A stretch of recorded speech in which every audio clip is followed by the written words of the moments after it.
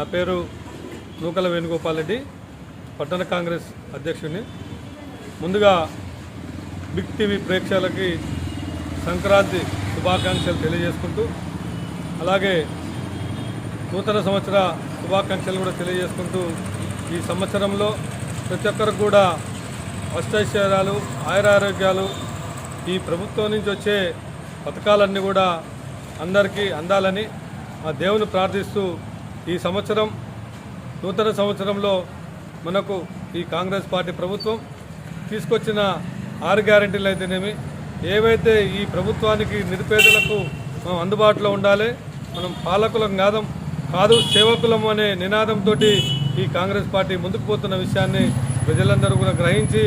ఈనాడు అదే తోవలో పోతున్న విషయాన్ని మనం